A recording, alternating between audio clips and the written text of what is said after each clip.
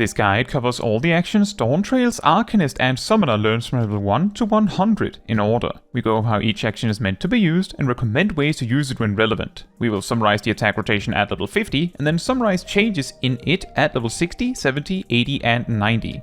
In the final summary at level 100, we outline an optimized opener and explain how it leads into the general rotation, alongside 2-minute burst considerations. We also touch on the stat priorities of the Summoner. Now then, Ruin is your starting spell, and it functions as your filler spell that you use when there's nothing else more important to cast. Its cast time enables you to fit one ability after every cast without delaying your spell casts. At level 2, you learn the spell Summon Carbuncle, which, as implied, summons a Carbuncle at your side. Carbuncle does not really do much on its own, but is required to be present to enable many of your more powerful spells, and so you should always make sure Carbuncle is summoned before you engage in combat. You also learn the ability Radiant Aegis, which commands Carbuncle to shield you for a significant amount of damage. This ability should be used when you're either actively taking damage or about to. Because of the long duration of the effect, you can benefit from using it way in advance if you know you're going to take damage. It is worth considering that Radiant Aegis is not available when Carbuncle is not present, which happens to be the case for around 5 seconds whenever something else is summoned in its place, sometimes a bit longer than that. At level 4, you learn the spell Physic, which is a basic healing spell. However, it scales with mind rather than intelligence, so as your level grows, this spell will become less and less helpful, so don't rely on it. At level 6, you unlock the Trance gauge, as well as a handful of spells that interact with it. Aethercharge is a spell that empowers your Ruin spell for 15 seconds, tracked in the Trance gauge, enough time to finish casting around 5 to 6 of them. It also grants you a Ruby Arcanum. Aethercharge should be used on cooldown as soon as you have spent all of your Arcanums completely. While the buff from Aethercharge holds, Ruin should be prioritized over all other spells in your arsenal, as the potency boost from Aethercharge makes Ruin your strongest attack anyway. You also learn the spell Summon Ruby, which, at the cost of the Ruby Arcanum, instantly summons a Ruby Carbuncle to strike your target, and grants you 2 Fire Attunement stacks that last a total of 30 seconds. To spend any attunement stacks you might have, you learn the spell Gemshine, which turns into Ruby Ruin while you have Fire Attunement. Ruby Ruin spends 1 attunement stack per cast and has a much longer cast time than regular Ruin. At this level, Ruby Ruin does around 18% more damage per second than casting regular Ruin, and so you should prioritize casting Ruby Ruin when possible. Note that you have 30 seconds to spend both stacks, so if something in the fight causes you to not have the time to cast Ruby Ruin, you can use regular Ruin while looking for an opportunity. At this level, your rotation is simply to cast Aethercharge, spam Ruin until the buff ends, then summon Ruby, cast Ruby Ruin twice, and then regular Ruin until you can cast Aethercharge again. At level 8, you learn the role action and ability Addle, which causes your target to do less damage for a bit, with magical damage being reduced twice as much. The best time to use Addle is when you're expecting a large amount of damage from an enemy, especially if you know it will be magical. Good examples include when a boss is casting a party-wide attack or a large strike on the tank. At level 10, you unlock the Aetherflow gauge and learn the ability Energy Drain, which does some damage and gives you 2 Aetherflow charges. Make sure to use Energy Drain when it is available between Ruin casts. You can also use it right after Aethercharge or summon Ruby due to them being instant. The concept of casting abilities between spells like this is commonly referred to as weaving. To spend Aetherflow, you learn the ability Fester, which simply does some damage immediately, and like Energy Drain, should be used between your spells as possible. As Energy Drain has a 1-minute cooldown, you have a lot of time to find opportunities to cast Fester. However, you should always make sure to spend all of your Aetherflow before casting Energy Drain again, should you ever be in the position of having to make such a decision. Also at level 10, you learn the role action and spell Sleep. However, outside of extraordinary situations or perhaps solo situations, crowd control is rarely used at all, so you may never find this spell very helpful. At level 12, you learn the spell Resurrection, which brings a dead player back to life. Be aware that it costs a lot of MP and takes ages to cast. When a player is resurrected this way, they lose some of their primary attributes, like strength, for a while, resulting in doing less damage. This is a minor issue. More importantly, when a player is resurrected, they are completely impervious to most damage and negative effects caused by damage for 5 seconds, unless they do anything other than movement. Using Sprint also removes the effect. At level 14, you learn the ability Lucid Dreaming, which recovers a massive amount of MP over 21 seconds, and like Energy Drain, can be used between spells. Use Lucid Dreaming when your MP drops below 8000 to make sure you stay at a very healthy amount. Overall, Arcanists and Summoners don't spend that much MP, but if you ever have to resurrect someone, forgetting about Lucid Dreaming can quickly cause problems. At level 15, your Aethercharge is upgraded to also grant a Topaz Arcanum when used. You also learn the spell Summon Topaz, which instead summons a Topaz Carbuncle, and instead grants 4 Earth Attunement stacks, which are spent with Gemshine in the same way.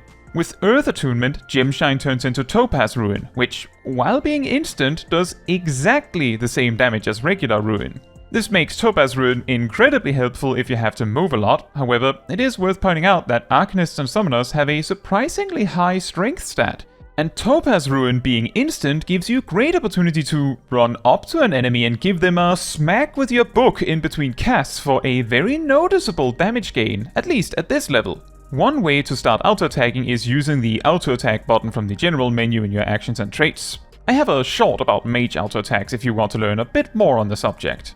The order in which you choose to spend your Arcanums is up to you, as long as you make your way through spending all of them before using Aethercharge again. Note that you cannot have 2 different attunements simultaneously, so make sure to completely spend one before summoning the next. At level 18, you learn the role action and ability Swift Cast, which allows you to instantly cast your next spell. The most helpful way to use this ability is to instantly cast Resurrection when your party needs it. However, if that is unnecessary, you can use it right after Summon Ruby to cause your first Ruby Ruin to skip its cast time. This does not change the fact that Ruby Ruin incurs a 3-second spell recast time compared to the normal 2.5 seconds. So this is not a damage gain unless you actually need the spell to be instant because you have to move. Another way to use it is to weave Swiftcast after your 5th Ruin during Aethercharge to make the 6th Ruin instant, possibly making it land within the Aethercharge buff window. At level 22, your Aethercharge is upgraded to also grant an Emerald Arcanum when used. You also learn the spell Summon Emerald, which instead summons an Emerald Carbuncle, and instead grants 4 Wind Attunement, which is spent with Gemshine in the same way. With Wind Attunement, Gemshine turns into Emerald Ruin, which is also instant like Topaz Ruin, but has a shorter cooldown between casts, but also does less damage than regular Ruin. Emerald Ruin does around 11% more damage per second than regular Ruin despite this, so should still be used when it is available. Make sure to utilize auto attacks between the instant spell casts too. Once again, the order in which you choose to spend your Arcanums is up to you, as long as you spend all of them before using Aethercharge again. It is worth noting though that in terms of power level, Ruby is strongest, then Emerald, and then Topaz, regardless of whether you choose to use auto attacks or not. At level 26, you learn the spells Outburst and Precious Brilliance. Outburst does damage in an area of effect, or AoE for short, and is more effective than regular Ruin when there are 3 or more targets in range. Aethercharge also boosts the damage of Outburst, so you should use Outburst during Aethercharge when there are 3 or more targets as well. Precious Brilliance functions as an AoE version of Gemshine and turns into Ruby Outburst, Topaz Outburst, or Emerald Outburst depending on which attunement you have. These attacks also beat their Ruin counterparts with 3 or more targets. A notable detail is that Topaz Outburst does more damage than regular Outburst, unlike Topaz Ruin. Simply use the Outburst spells in place of the Ruin spells when there are at least 3 enemies in range to do so. At level 30, Ruin 1 is permanently upgraded to Ruin 2, and this also upgrades Ruby, Topaz and Emerald Ruin to their Ruin 2 counterparts, increasing the damage of all 4 spells slightly. However, this changes nothing for your actual attack rotation. Also at level 30, doing your class quest line will eventually lead you to the Summoner quest, which is available once you complete the main scenario quest, Sylph Management. Once you unlock the Summoner, remember to equip your Soul Crystal to change into the Summoner job. The starting trait of the Summoner permanently replaces Summon Ruby with Summon Ifrit, which does slightly more damage, but does not change your rotation at all. At level 35, Summon Topaz is replaced with Summon Titan, which does slightly more damage just like Ifrit, and also does not change your rotation at all. At level 40, you learn the ability Painflare, which is an AoE alternative to Fester, which beats it when there are at least 3 targets. Just like with Outburst, simply replace Fester with Painflare when there are 3 targets in range. At level 44, you learn the role action and ability Surecast. This ability makes you immune to most knockbacks, and also makes you immune to interruption as a result of damage. What this means is that sometimes when you're hit with a particularly powerful attack, your spellcast is completely cancelled. This cannot happen when Surecast is active. At level 45, Summon Emerald is replaced with Summon Garuda, which completely replaces the attack it does with a significantly weaker attack that does AoE damage instead. Summon Garuda's damage is equal to Summon Ifrit and Titan when there are at least 5 targets, and is stronger with more targets than that. This actually makes Summon Garuda and its wind attunements weaker than simply casting Ruin, unless there are at least 3 targets to be hit by Summon Garuda, and means that there is a benefit to skipping Garuda on 1 or 2 targets. However, this is only the case from level 45 to 49, because at level 50 you learn the trait Enkindle, which overrides all 3 summons attacks with a new attack. All 3 do the same damage, with a portion of the damage done in an AoE. It is worth pointing out that each of the primals have slightly different shapes of the attacks. Ifrit will run up to the target and fire a 5-yalm cone in front of it when the target is exactly within range. So the attack will primarily hit enemies between you and the target. Titan strikes in a 5-yalm circle around it when the target is exactly within range, so the attack will, again, primarily hit enemies between you and the target. Garuda's attack actually hits in a 5-yalm circle around the target, and so its area of effect strikes in a more common pattern. Also at level 50, you can do the quest An Eggy by Any Other Name to unlock Eggy Glamours, which allows you to customize your summons a bit. You can choose what your passive carbuncle looks like, or even what appears when you cast Summon Ifrit, Titan and Garuda. Now, to summarize at level 50, let's cover an actual boss fight opener and rotation. As the tank runs up to the target, start casting Ruin, and then weave Energy Drain, and then use Aethercharge, weaving Fester. Then cast Ruin, Fester, 4 more Ruins, and then optionally weave Swiftcast, followed by another Ruin. Then work your way through your 3 summons in any order. Take note that Ifrit does the most damage, Garuda the second most, and Titan the least. Once you run out of summons, simply spam Ruin until Aethercharge is ready again, after which the cycle starts from the top. When there are 3 or more targets, replace the Ruins and Festers with Outbursts and Painflares. Take note that running into melee range to perform auto attacks between casts is an observable damage gain in this level range, so consider doing this wherever possible without delaying your casts. With that, let's continue on past level 50. At level 52, you learn the ability Energy Siphon, which is an AoE alternative to Energy Drain, which beats it with 3 or more targets. Notably, Energy Siphon is equal to Energy Drain when there are 2 targets. At level 54, Ruin 2 is permanently upgraded to Ruin 3, and this also upgrades Ruby, Topaz and Emerald Ruin 2 to their Ruin 3 counterparts, increasing the damage of all 4 spells slightly. This makes Emerald and Topaz Ruin identical in power, and Ruby Ruin stays at the top, still doing more damage per second than regular Ruin without the help of auto attacks. The only notable difference here is that because Emerald Ruin does not benefit from spell speed, if you have any spell speed, then technically, Topaz Ruin and even regular Ruin is better damage per second than Emerald Ruin, assuming you're not auto-attacking at the same time, or need the mobility from it being instant. At level 58, Aethercharge permanently upgrades to Dreadwyrm Trance, which, while active, replaces Ruin 3 and Outburst with Astral Impulse and Astral Flare, respectively. These 2 spells are instant and do way more damage than Ruin and Outburst. Use Astral Impulse on 1 or 2 targets and Astral Flare on 3 or more targets, and these take priority over everything else until the trance ends. Because of them being instant, you should consistently be able to fit 6 casts within the trance with a small amount of spell speed. At level 60, you learn the spell Astral Flow, which does not actually do anything on its own, and simply changes into other spells and abilities that actually do something in certain situations. For now, when you enter Dreadwyrm Trance, Astral Flow changes into Death Flare, an ability that does a huge amount of damage, with some of the damage being AoE. The cooldown of Death Flare means that you only get to cast Death Flare once per Dreadwyrm Trance, and obviously you should use Death Flare in every Dreadwyrm Trance. Since level 50, you've learned Energy Siphon as an AoE alternative to Energy Drain, and all of your runes have been upgraded. Aethercharge was replaced with Dreadwyrm Trance, and Astral Flow further intensifies this trance state. As Energy Drain has a cooldown of 1 minute, and Death Flare will always be available once per Dreadwyrm Trance, you should prioritize Energy Drain over Death Flare first if you're ever put in the situation of having to choose. For your opener, the only real change is the addition of Death Flare. At level 62, Energy Drain and Energy Siphon are upgraded to also grant the Further Ruin buff for 1 minute, essentially 1 per Energy Drain. To spend Further Ruin, you also learn the spell Ruin 4, which, weirdly, is not an upgrade of Ruin 3.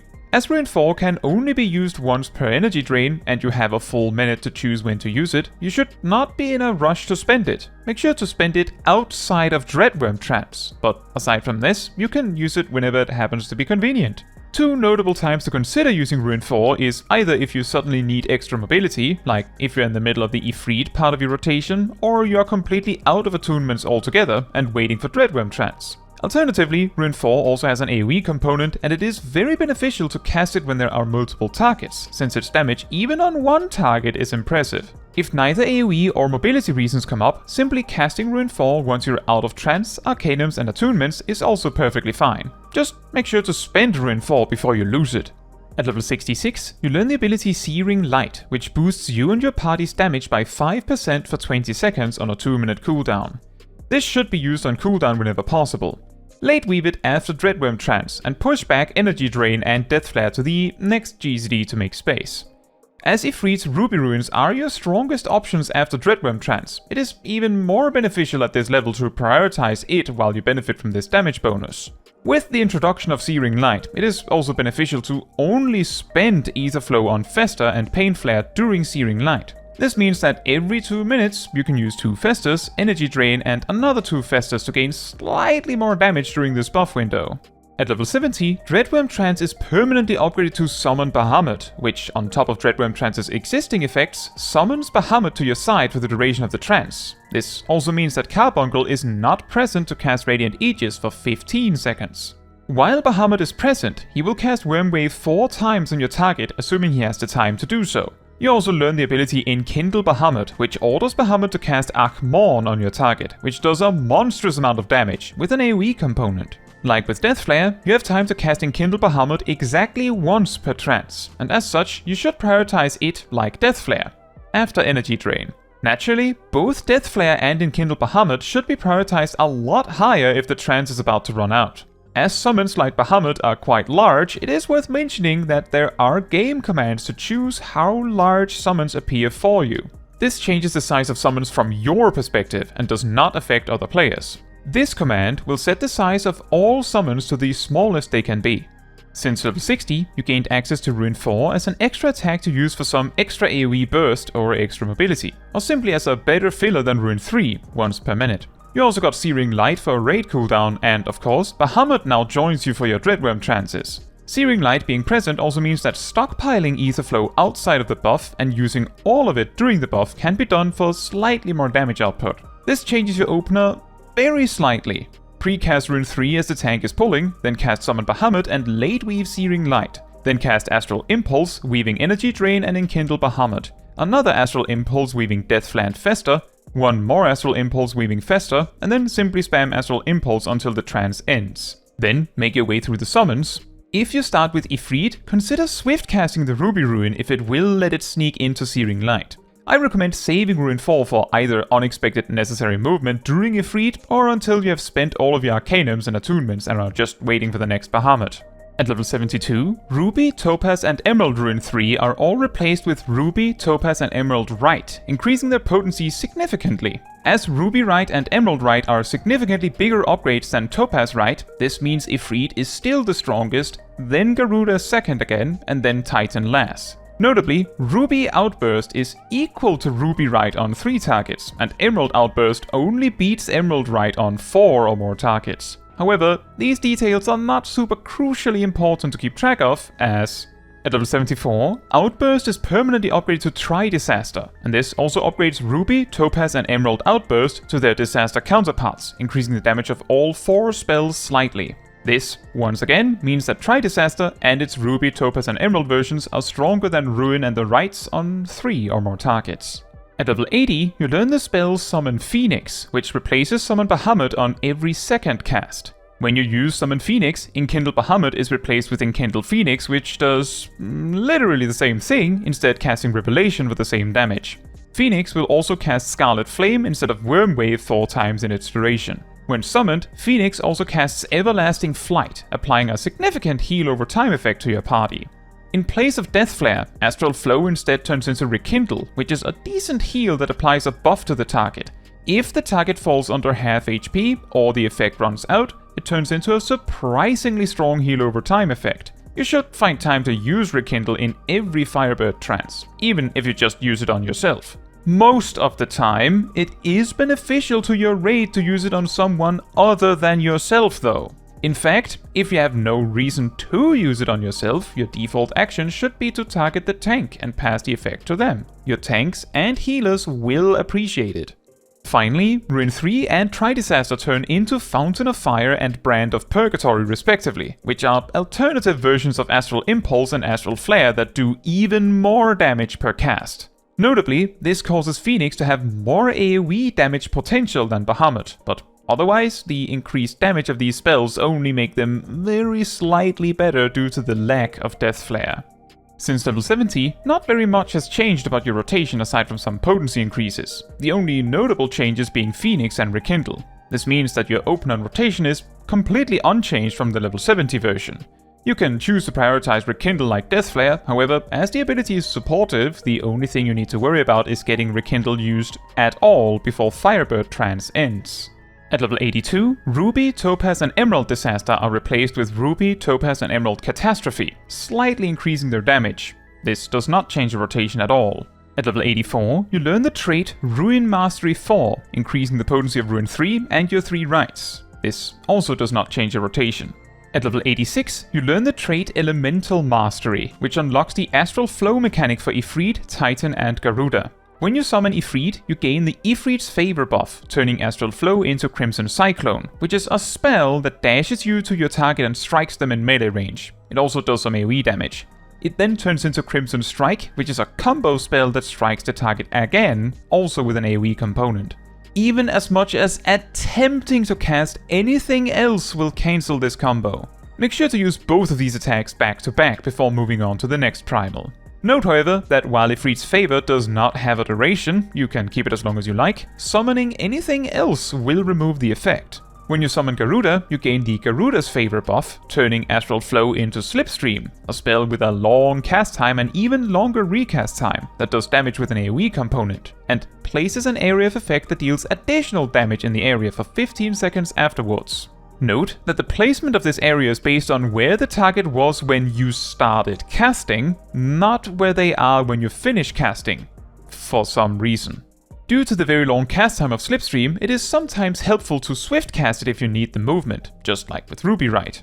Just like Ifrit's Favor, you have until you summon something else to use Slipstream. Whenever you use Topaz Rite or Topaz Catastrophe, you gain the Titan's Favor buff, which turns Astral Flow into Mountain Buster, which is an ability that is intended to be weaved immediately after Topaz Rite or Catastrophe. Mountain Buster does decent damage with an AoE component and just like the other favors, is kept until you summon something else. Naturally, as each Topaz Rite cast grants this favor, it is important to spend it immediately to make space for a new one. With the introduction of Elemental Mastery, Titan is considered the strongest of the primals, with Garuda being second and Ifrit being the weakest. Of course, still worth using though. Take note that using all the trance attacks you can, all of the Elemental Mastery actions, spending all of the attunements and summon casts, and Ruin 4 leaves just one GCD per loop for filler, which of course will be Ruin 3. This makes it crucially important to plan when you use casted spells like Ruby Rite and Slipstream, and melee attacks like Crimson Cyclone and Crimson Strike, so you don't delay. For this reason, it is also significantly less crucial to spend all of your attunements before summoning Bahamut or Phoenix, and in fact, outside of heavy optimization, summoning Bahamut or Phoenix on cooldown is almost always optimal over spending all of the Arcanums, if you get delayed for some reason. Due to the potency of Ifrit, Titan and Garuda themselves though, it is a good idea to shuffle through all three before using Bahamut or Phoenix again if you can, speedrunning through each attunement without spending it fully. At level 88, your Radiant Aegis gets an extra charge. This does mean you can be much more free with your use of this shield, since you can always have an extra one. Remember that if you need a shield in 15 seconds, but Bahamut is coming up in 3, then you won't have Carbuncle to cast it in time. This way, using Radiant Aegis early can be convenient. For learning new fights, using Radiant Aegis when you have 2 charges anyway can be beneficial to protect you from unexpected attacks. At level 90, Summon Ifrit, Titan and Garuda are permanently upgraded to Summon Ifrit, Titan and Garuda 2, which increases their damage somewhat and replaces them with actual Ifrit, Titan and Garuda instead of Eggies, or carbuncles if you chose to use them. All three now also apply their damage in an area around the target instead of their wonky areas based on their locations. However, this does not change your rotation at all. Since level 80, the main important addition to your toolkit is Elemental Mastery. This extends every primal summon somewhat and fills out most of your filler rotation with things to do. In regards to your opener, the fact that Titan is now a lot stronger means that you should prioritize Titan first in the opener or in every 2-minute burst. After that, I recommend using Garuda and swift casting Slipstream if it is possible to sneak it inside a buff, which is sometimes possible. I also recommend delaying Searing Light one more GCD in the opener, so after your first Astral Impulse, as this will align it better with other raid buffs if there are any. At level 92, Fester permanently upgrades to Necrotize, increasing its damage, but changing nothing for your rotation. At level 94, Swiftcast's cooldown is reduced to 40 seconds, and most of your single-target centric spells get a potency boost. Swiftcast is now more readily available as you need, but otherwise this changes nothing for your rotation. At level 96, Searing Light is upgraded to now grant Ruby's Glimmer when used, and turn into Searing Flash for 30 seconds or until used. Searing Flash is an OGCD that simply does a lot of AoE damage and should be weaved in every 2-minute burst. At level 98, Addle is upgraded to last 15 seconds instead of 10. This does not change how you use it. At level 100, you get the trait Enhanced Summon Bahamut 2, which makes it so that this summon button first turns into Solar Bahamut, then Demi Bahamut, then Solar Bahamut, and then Demi Phoenix, which means Solar Bahamut by default aligns with your opener and every 2-minute burst, and regular Bahamut and Phoenix takes turns on the odd minutes. Solar Bahamut is pretty much identical to regular Bahamut, except with greater potency on everything. One addition of Solar Bahamut is that summoning Solar Bahamut grants you Refulgent Lux for 30 seconds, which is spent on Lux Solaris, a new ability that heals in an AoE around you. Make sure to use this at some point whenever it is offered. However, all of this ultimately changes nothing for your rotation. Now, to round off, let's first talk about an opener followed by general rotation, as well as how this works with the 2-minute burst. And finally, let's briefly touch on stat priorities on gear. Let's begin. Make sure your carbuncle is summoned, then 1.5 seconds before combat starts, cast Ruin. Then summon Solar Bahamut, and if you intend to use a gem draft, late weave it here. Then cast Umbral Impulse and late weave Searing Light. Then Umbral Impulse twice and weave Energy Drain. Umbral Impulse weaving Enkindle Bahamut, Exodus, and Necrotize. Umbral Impulse weaving Astral Flow, Sunflare, and Necrotize. One more Umbral Impulse weaving Searing Flash, and then summon Titan and use Topaz Rite Mountain Buster 4 times. Then summon Garuda, weaving Swiftcast, and finish with Slipstream. This then leads to the general rotation. The summoner rotation simply revolves around going into Trance, making use of the Trance exclusive attacks, and then going through each primal summon and its tools and resources to pass the time, including 1 Ruin 4 and Energy Drain in each minute-long set. A few particular steps to optimize around is that Ifrit's toolkit is very strict in positioning, as half of it requires you to go into melee range, and the other half has really long cast times. So planning when you use Ifrit specifically so it doesn't get messed up by boss mechanics can be incredibly helpful for your damage output. Another step is that if you don't have any raid buffs, like after the odd minute burst, then swift casting Slipstream is not going to increase your damage output. So saving this swift cast for either resurrection or maybe making the Ifrit part of the rotation a bit easier can be helpful too. As the odd minute section of your rotation typically falls outside of raid buffs, you can completely skip casting Necrotize during this part and save them for raid buffs later. This of course means that the 2-minute burst starts with Summon Solar Bahamut alongside Searing Light somewhere. Then casting Necrotizes alongside Sunflare and Enkindle, followed by Energy Drain and more Necrotizes. Naturally, your 2-minute burst will, aside from those 2 extra Necrotizes and perhaps a slightly differently placed Searing Light, be exactly the same as your opener. Depending on how much spell speed you have, you may also be further along in Solar Bahamut by the time Searing Light comes up. For AoE adjustments, Ruin, Rites, Energy Drain and Necrotize are replaced with Tri-Disaster, Catastrophes, Energy Siphon and Painflare when there are 3 or more targets. Astral Flows and Enkindles are used the same way as on single target. Finally, regarding stat priorities, take note that in nearly every single case, item level beats out optimal secondary stats. This means you should always prioritize gear with higher item level as long as it has intelligence on it. After that, Summoner's stat priority is spell speed until you have a GCD of at least 2.48. If you cannot fit 6 Umbral Impulse casts in Solar Bahamut, get more spell speed until you can. A GCD of 2.45 is considered a quote-unquote comfort build that makes this a lot easier.